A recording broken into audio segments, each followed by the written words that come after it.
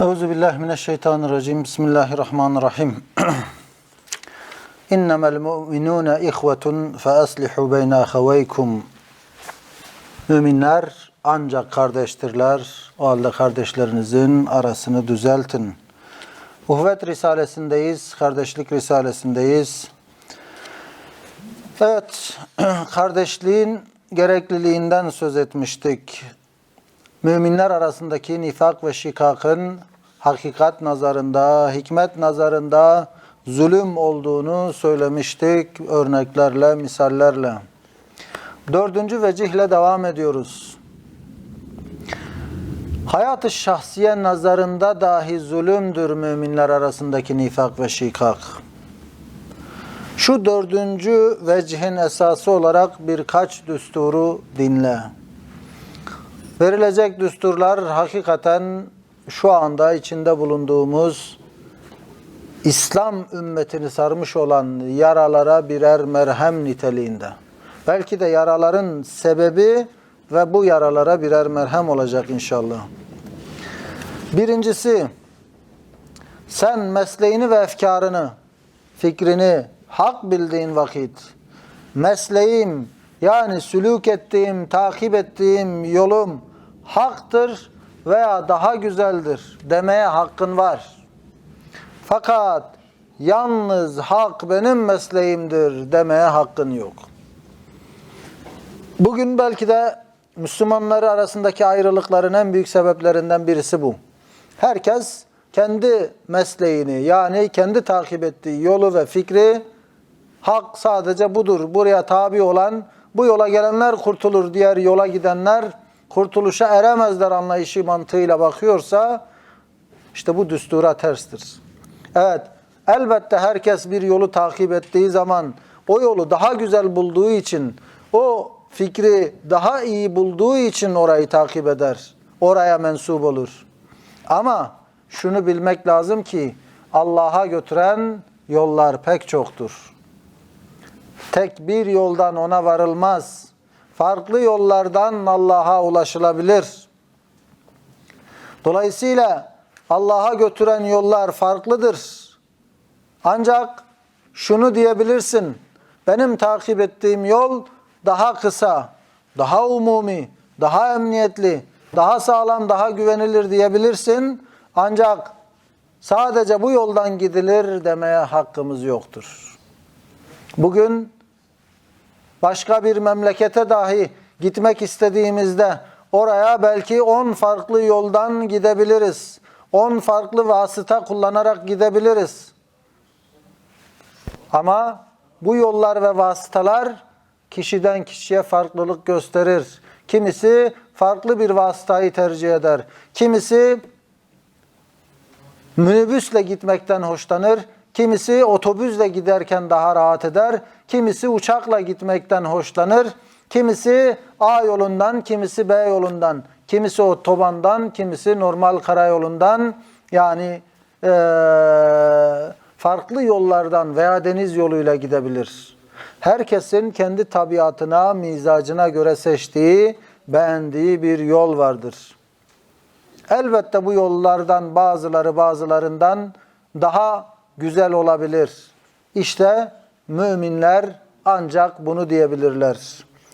Mesleğim, benim mesleğim haktır. Yani takip ettiğim yol haktır ve daha güzeldir.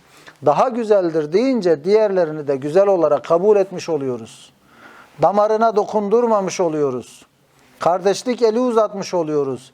Aynı hedefe yürüyen bireyleriz, farklı yollardan farklı vasıtaları kullanan. Ama bana göre benimki daha güzel, sana göre seninki daha güzel. Bunu diyebiliriz. Ama yalnız hak benim mesleğimdir, benim yolumdur denildiği zaman işte karşıdaki de hayır benimkidir yalnız hak dediği zaman bu sefer işte nifak ve şikak ortaya çıkmış olacak. Bu birinci düsturumuzdu.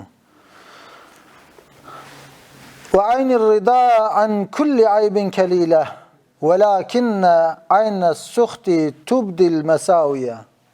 Rıza gözü ayıplara karşı kördür. Kem göz ise kusurları araştırır. Sırrınca insafsız nazarın ve düşkün fikrin hakem olamaz. İnsafsız nazarın ve düşkün fikrin hakem olamaz. Benimki haktır, diğerleri batıldır demeye hakem olamaz. Başkasının mesleğini, yolunu butlan ile, batıl olmak ile mahkum edemez. Evet. Bu neye benzer? Her anne baba kendi çocuğunu daha güzel görür. Aynen bunun gibi her fert kendi takip ettiği yolu daha güzel görebilir. Ama aynı anne baba nasıl diğer çocuklara da şefkat ediyorsa, aynı mümin diğer yolları takip eden kardeşlerine de şefkat ve merhametle yaklaşacak. İkinci düstur, senin üzerine haktır ki her söylediğin hak olsun, fakat her hakkı söylemeye senin hakkın yoktur. Her dediğin doğru olmalı, fakat her doğruyu demek doğru değildir. Evet, çok önemli bir düstur. Mümin olarak üzerimizde hak olan, her söylediğimizin hak olması. Ama her hakkı her yerde, her zaman, her ortamda söylemek gibi bir hakkımız yok. Her söylediğimiz doğru olacak, fakat her doğruyu her yerde, her şartta, her ortamda söylemek doğru değil. Bunu iyi bilmek lazım. Bazen öyle bir ortamda söylediğin doğru söz öyle bir damara dokundurur ki aksül amel yapar. İnada sevk eder. Kin ve nefrete sebebiyet verir. Birinin, bir mümin kardeşinin yanlışını kalabalık bir ortamda söylediğin zaman söylediğin doğrudur ve haktır. Peki onu orada söylemen doğru muydu? Orada söylemeye hakkın var mıydı? Bu küçük misalde olduğu gibi öyle sözler, öyle konuşmalar olur ki evet söylenen haktır, evet söylenen doğrudur, fakat onu o kişinin söylemeye hakkı yoktur. O kişinin söylemesi doğru değildir veya orada o zamanda söylemesi doğru değil veya söylemesine hakkı yoktur. Sen iyi niyetle de söylüyor olabilirsin. Ama senin gibi iyi niyetli olmayan birisi öyle bir ortamda söyledin ki iyi niyetinle, ama senin gibi iyi niyetli olmayan birisi, halis olmayan birisi sözde nasihat edeyim derken aynı şeyi sefer damara dokundurarak söyleyecek ve tam tersi aksül amel yapacak. Evet, bu da çok önemli bir düstur. Mümin hikmetli hareket edecek. Hikmetle davranacak. Her sözün her yerde söylenmemesi gerektiğini, her hakkı söylemek gibi bir hakkının olmadığını iyi bilecek. Yerinde konuşacak, zamanında konuşacak. Konuştuğu ortamı iyi okuyacak. Muhatabını iyi tanıyacak. Sözün ona nasıl tesir ettiğini iyi bilecek. Öyle konuşacak, öyle söyleyecek. Evet. Üçüncü düstur.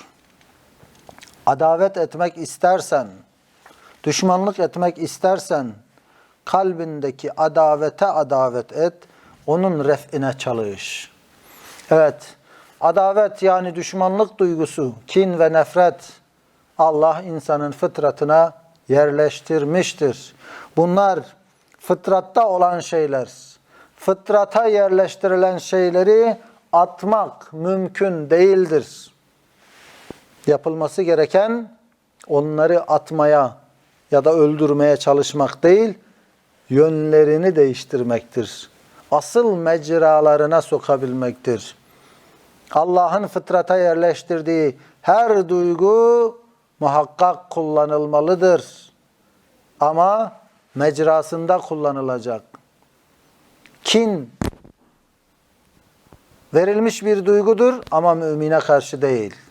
Allah düşmanlarına karşı kullanılacak. Ya da şeytana karşı, nefse karşı, kötülüklere karşı kullanılacak. Dolayısıyla adavet etmek istersen illa, o zaman evvela kalbindeki adavete, yani o düşmanlık duygusuna düşmanlık et, onu kaldırmaya çalış. En ziyade sana zarar veren nefsi emmarene, hevai nefsine adavet et. Sana en çok zararı veren Bırak o müminin bir zararı, iki zararı dokunmuş, aleyhinde konuşmuş, gıybetini yapmış. Senin nefsin, hevan sana en büyük zararı verendir. O zaman adavet edeceksen illa kendi nefsine ve o hevai nefsine adavet et, onların ıslahına çalış. O muzır nefsin hatırı için mümin kardeşlerine adavet etme. Eğer düşmanlık etmek istersen kafirler, zındıklar çoktur, onlara davet et. Evet, o kadar kafir, o kadar zındık varken, yeryüzünde o kadar zalimler varken, İslam alemini kana bulayan zalimler varken, bir tarafta Çin'i, bir tarafta Amerika'sı, bir tarafta Rusya'sı, İngiltere'si, İsrail'i, yeryüzünde vahşet saçarken, İslam'a en büyük düşmanlığı yaparken, Kur'an'ın ahkamını yeryüzünden kaldırmaya çalışan bunca zındıklar varken, kalkıp mümin kardeşine düşmanlık etmek hangi insafa, hangi vicdana sığar acaba? O halde illa düşmanlık edeceksen, kafirler, zındıklar çoktur. Onlara davet et. Evet, nasıl ki muhabbet sıfatı muhabbete layıktır, sıfatın kendisi muhabbete layıktır, öyle de adavet hasleti de evvela kendisi adavete layıktır. O hasletin kendisi bile düşmanlık edilmeye layıktır. Muhabbet nasıl güzeldir, sevimlidir, muhabbet edilmeye layıktır o duyguya, adavet de aynı şekilde adavete layıktır. Eğer hasmını mağlup etmek istersen, fenalığına karşı iyilikle mukabele et. Evet, sana düşmanlık eden birisi, eğer onu mağlup etmek istiyorsan, bunun en kolay yolu onun fenalığına karşı iyilikle mukabele etmektir. Çünkü eğer fenalıkla mukabele edersen, husumet tezahür eder. Düşmanlık daha da artar. Ancak zahiren mağlup olsa bile, sana düşmanlık gösteren bir kardeşine sen de düşmanlık gösterdin, aranızdaki husumet daha da artacak. Zahiren mağlup olsa bile bu kez kalben sana kin bağlayacak ve o adaveti idame edecek, o düşmanlığı devam edecek. Ama eğer iyilikle mukabele edersen, sana kötülük eden kardeşine iyilikle mukabele edersen, nedamet eder, düşmanlık, pişmanlık duyar ve sana dost olur. Evet, fena bir adama iyisin, iyisin desen iyileşmesi, iyi adama fenasın, fenasın desen fenalaşması çok vuku bulur. Öyleyse ve izâ merru billagvi merru kiramen. Nestaizu billah. Ve izâ merru billagvi, o müminler ki boş şeylerle, çirkin davranışlarla karşılaştıkları zaman merru kiramen, İzzet ve şereflerini muhafaza ederek orayı terk ederler, oradan geçip giderler. وَاِنْ تَعْفُوا وَتَسْفَحُوا وَتَغْفِرُوا فَاِنَّ اللّٰهَ غَفُورٌ رَحِيمٌ.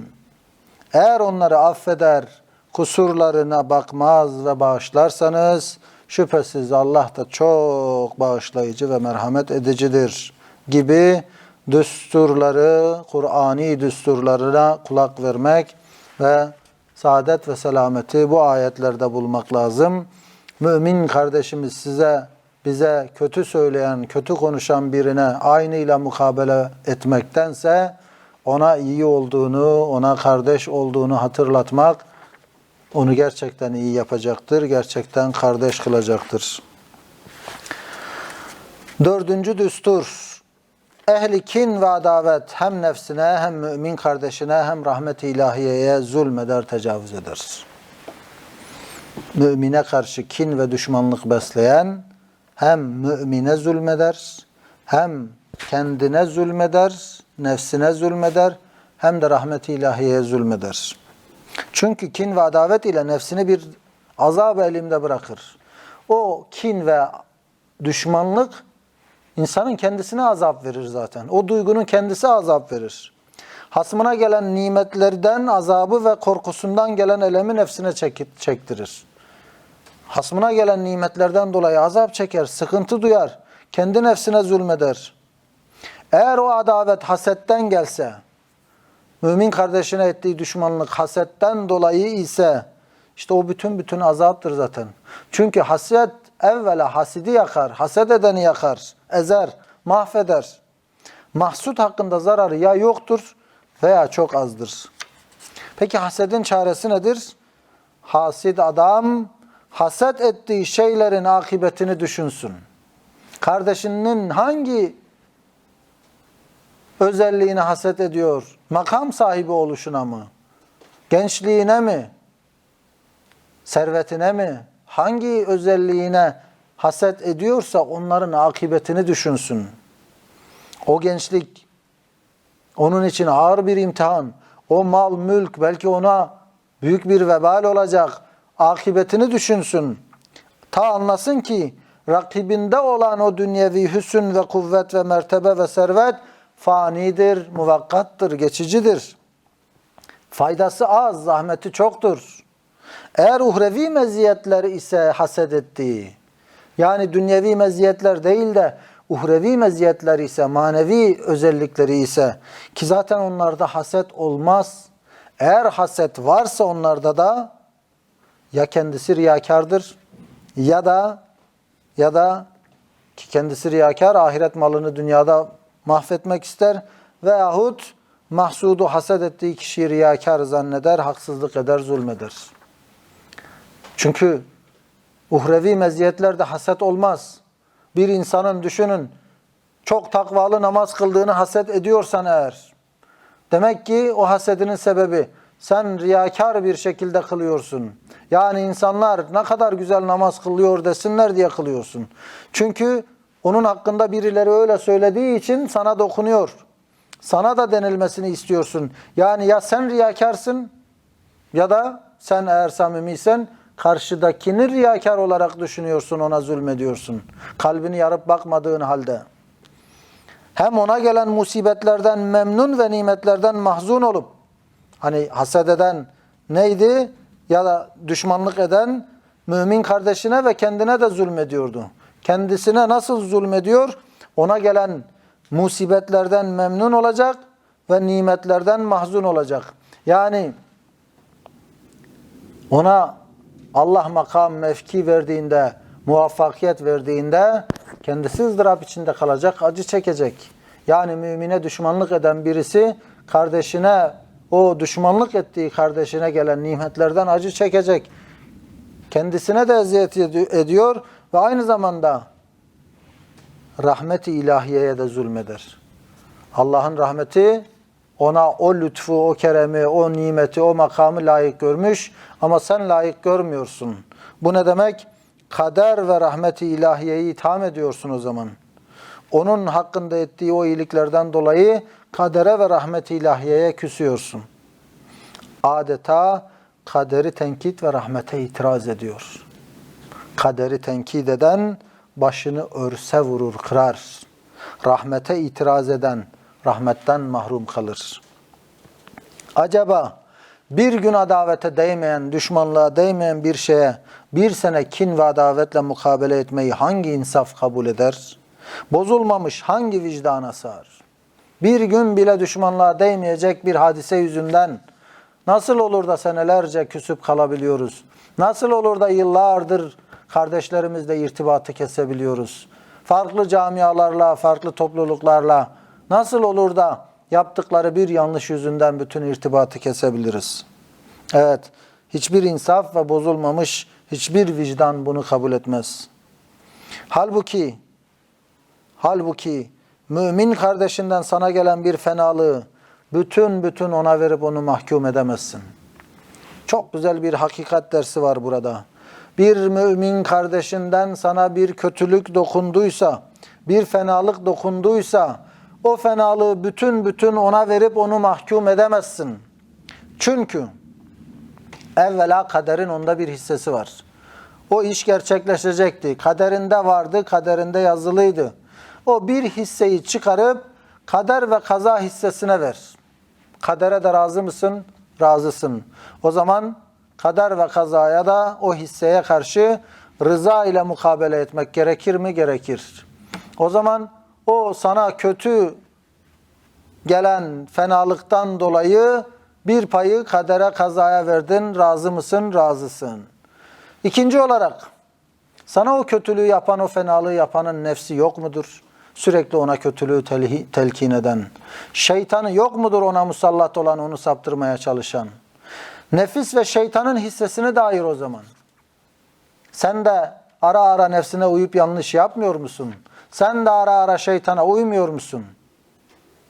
İstemeden de olsa şeytana uyduğumuz zamanlar, nefsimize uyduğumuz zamanlar elbette oluyor. İşte sana fenalığı dokunan da nefsinin veya şeytanın hilesine kapılmıştır. Nefsi emmarenin sevkiyle belki hareket etmiştir diyeceksin. Bir payı onun nefsine ve şeytanına vereceksin. Evet. Şimdi nefis ve şeytanın hissesini de ayırıp o adama adavet değil, belki nefsine mağlup olduğundan, şeytana mağlup olduğundan acımak ve nedamet edeceğini, pişmanlık duyacağını beklemek lazım. Evet, ikinci hisseyi de nefis ve şeytana verdik, ayırdık. İlk hisse kadereydi. İkinci hisse nefis ve şeytana verdik o fenalığın sebebi olarak. Üçüncü olarak bir hisseyi de sen kendi nefsinde görmediğin veya görmek istemediğin bir kusurunu gör, bir hisse de ona ver. Evet, belki sana o fenalığı yapmasının sebebi sende gördüğü bir kötü özellikti. Senin bir kusurundu. Sendeki bir eksiklikten kaynaklı olarak o fenalığı yaptı. Kendi kusurunu gör. Şöyle dön, kendine bak.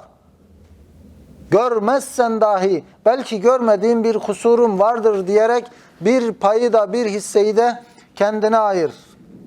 Sonra baki kalan küçük bir hisseye karşı en selametli ve en çabuk hasmını mağlup edecek af ve saf ile ve uluv ve cenaplıkla mukabele etsen zulümden ve zarardan kurtulursun. Evet, o fenalığı 4 parçaya ayırdık sebeplerini.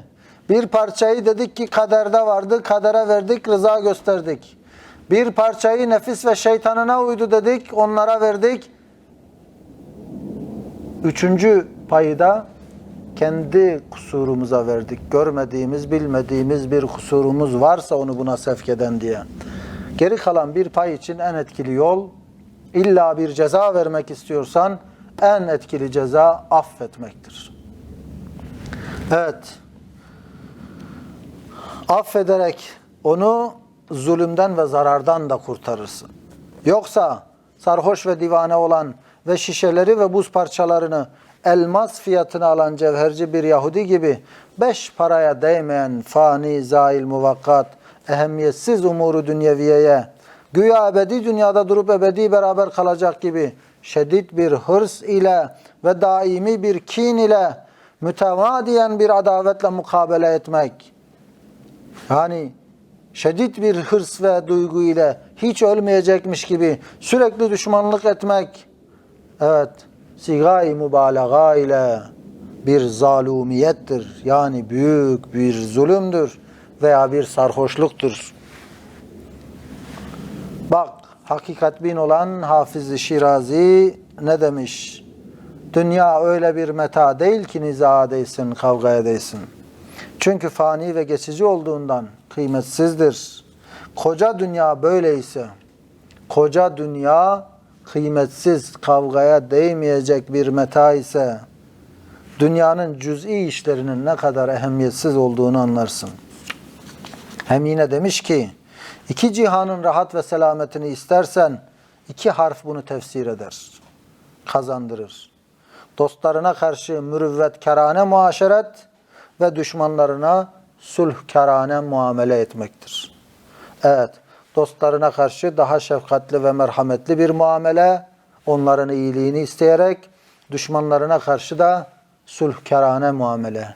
Yani kavgadan uzak, olabildiğince barıştan, olabildiğince sulhten yana olarak muamele etmek. 2 cihanın da selameti ne bu 2 harf tesir eder, tefsir eder diyor. Evet, eğer desen ki ihtiyar benim elimde değil, irademe sahip çıkamıyorum bir türlü düşmanlık etmekten, Vazgeçemiyorum. Fıtratımda var. Hem damarıma dokundurmuşlar. Çok üstüme geldiler. Hakkımda çok kötü şeyler konuştular. İhtiyar benim elimde değil, irade benim elimde değil. Eğer bunu diyorsan o zaman el cevap. Sui hulk, yani kötü ahlak ve fena haslet eseri gösterilmezse ve gıybet gibi şeylerle ve muktezasıyla amel edilmezse, kusurunu da anlasa zarar vermez. Evet, bir insan tabiatında cimrilik olabilir, o duyguyu söküp atamayabilir. Ama eserini göstermezse, yani olabildiğince o duygu içinde var ama bunu amele yansıtmıyorsa, o içindeki cimrilik duygusu ona zarar vermez. Ya da kötü, fena bir haslet varsa içinde, eseri gösterilmezse, amele dönüşmezse, misal gıybet gibi, birine karşı kin var kalbinde, evet atamıyorum, İçimde bu kini, bu nefreti bir türlü öldüremiyorum diyoruz ama bundan sorumlu muyum? Eserini göstermezsen eğer, baş edemediğin o duygudan sorumlu olmazsın. Eseri nedir? İşte gıybet etmek gibi veya benzeri. O düşmanlığı gösterecek amellere başvurmazsan eğer, üzerine bu da yetmedi, kusurunu da anlaman gerekir. Yani o içinde ona karşı beslediğin o düşmanlık aslında bir kusurdur. Bunu da anlarsan eğer, Allah'ın izniyle zarar vermez. Olabilir, bazıları duygularını üst düzeyde yaşayabilir, hakim olamayabilir, yani içinden söküp atamayabilir. Bir türlü mümin kardeşidir, bilir, ayetleri de hatırlar ama içindeki düşmanlığı bir türlü söküp atamayabilir. Çok damarına dokundurmuş olabilir. Çok ağır bir durumla karşılaşmış olabilir. Ama burada içinde atamadığı, söküp atamadığı o düşmanlığın aslında bir kusur olduğunu anlaması ve bunu amele dökmemesi şartıyla ancak zarar vermez. Madem ihtiyar senin elinde değil, vazgeçemiyorsun, senin manevi bir nedamet, pişmanlık gibi gizli bir tövbe ve zımni bir istiğfar hükmünde olan kusurunu bilmen, yani o kusuru anlamak da aslında manevi bir tövbe, manevi bir istiğfar hükmündedir. İşte o kusuru bilmen, o haslette haksız olduğunu anlaman, onun şerrinden seni kurtarır. Zaten bu mektubun bu mebhasını yazdık, ta bu manevi istiğfarı temin etsin diyor Üstad. Haksızlığı hak bilmesin. Haklı hasmını haksızlıkla teşhir etmesin. Diyerek bir dikkat çekici hadiseyi haber veriyor Üstad. Bir zaman bu garazkârane tarafgirlik neticesi olarak gördüm ki, mütedeyyin bir ehli ilim, dindar bir ilim ehli, fikri siyasisine muhalif bir alim-i salihi, dindar bir ehli ilim, kendi siyasi fikrine muhalif bir salih alimi tekfir derecesinde tezif etti. Adeta neredeyse küfre girmiş gibi gördü. Ve kendi fikrinden olan bir münafığı hürmetkârane methetti. İşte siyasetin bu fena neticelerinden ürktüm. Euzubillahimineşşeytani ve siyaseti dedim. O zamandan beri de hayatı siyasiyeden çekildim diyerek bir anekdot da aktarmış oluyor Üstad. Evet, 4 temel düsturu hatırlayalım ve kapatalım inşallah. Birinci düstur, senin mesleğini ve efkarını hak bilmen hakkın var. Mesleğim haktır ve daha güzeldir diyebilirsin ama yalnız hak benim mesleğimdir diyemezsin. 2. Senin üzerine haktır ki her söylediğin hak olsun ama her hakkı söylemeye hakkın yok. Her söylediğin doğru olmalı ama her doğruyu söylemen doğru değildir. 3. Adavet etmek istersen mümin kardeşinden çok önce o adavet duygusuna düşmanlık et. Nefsine, şeytana düşmanlık et. Zındıklara, kafirlere düşmanlık et. Yani düşmanlık edecekler çoktur. Kardeşine düşmanlık etmene lüzum bile yoktur. 4. düstur, evet, ehli kin ve adavet hem kendi nefsine zulmeder, hem kardeşine, hem de rahmet-i ilahiyeye zulmeder dedik. Rabbim bizleri böylesine bir zulümden muhafaza eylesin inşallah ve emrettiği gibi birbirine kenetlenmiş bir duvar gibi tüm müminlerle kardeş olabilmeyi, kardeşçe bakabilmeyi nasip etsin inşallah. Ve ahiru davanen elhamdülillahi rabbil alemin.